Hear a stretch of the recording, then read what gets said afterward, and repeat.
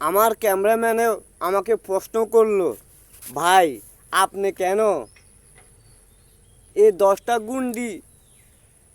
গুন্ডা 20টা গুন্ডির কেন ভিডিও ফুটেজে আপনি তুলে ধরলেন, আপনি কেন চোখের দৃষ্টি দিয়ে এই কথা বললেন?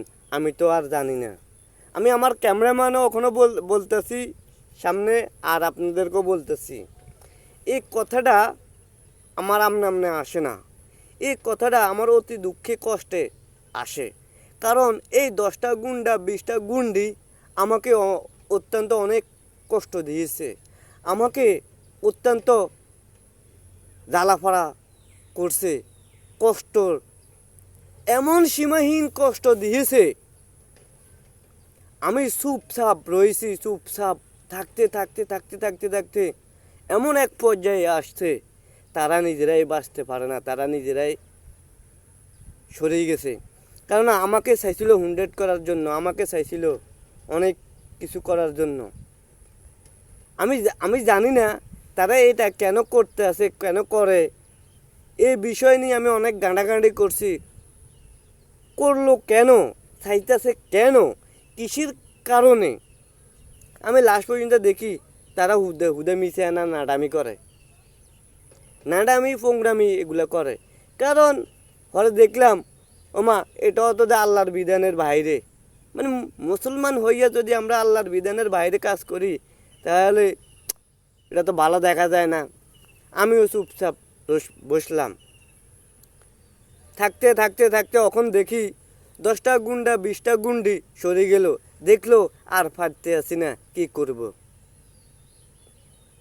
চাচা নিজের জীবন নিজে বাঁচা, এই কথাটা ক্যামেরাম্যানে আমি এখন বলছি। কষ্ট করতে হবে, আর বাঁচতে হলে জানতে হবে, জানলে করতে পারবে না কেউ ক্ষতি, আর না জানলে তোমার ক্ষতি করবে সবাই। কথাটা বলছিনি, আমি এই কথাটা বলছি, আপনারা শেয়ার করে দিবেন, পুরা বিশ্ববাসীর কাছে ছড়িয়ে দিবেন। চোখের দৃষ্টি নেই দিয়ে নাড়ামি করছে তারা। এই দৃশ্য দেখার আগে আমি যদি এখন যদি বুঝতাম, দেখছেন চুটকি দিয়ে শেষ, শালা মারবো এখানে, লাশ পড়বে কবরস্থানে। তুই কত শেয়া না,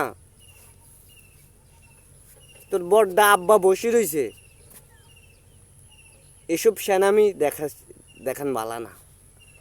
কারণ সেনামি কার লগে দেখামো, আল্লাহ মাথার উপরে আছে, আল্লাহ মাথার উপরে আছে। তখন আমার ক্যামেরাম্যান আমাকে প্রশ্ন করলো, ভাই অনেক ভিডিওতে আপনি এই কথাগুলো বলেন বারবার, অনেক কষ্টে এই কথাগুলো বলি আমি, অনেক কষ্টে দিয়েছে তারা। এই অপমানের জবাব আমার নবীর কসম আমি দিব একদিন, হারে হারে টের পাইব এই কথাটা। কত দানের কত চাইল, আস্তে খাইম সুস্থ পাইম, জুড়াইলে তার মজা পাইম। এই জবাবটা এমনি এমনি দিতেন না। তোরা যেটুকু আসো সেটুকুরে জবাব দিও। কত দানের কত চাইল, কয় কোটি টাকার কয় মিলিয়নের মালিক হইছস, তখন বুঝামু আমি। এই কথাটা আমি আজগা বলে দিছি, আর নবীর কসম কইতেছি আমি, দিয়ে আল্লাহ মাথার উপরে বসে রয়েছে, আল্লাহর কসম করে বলতেছে আমি, এটা জবাব সেকেন্ডে সেকেন্ডে দিও।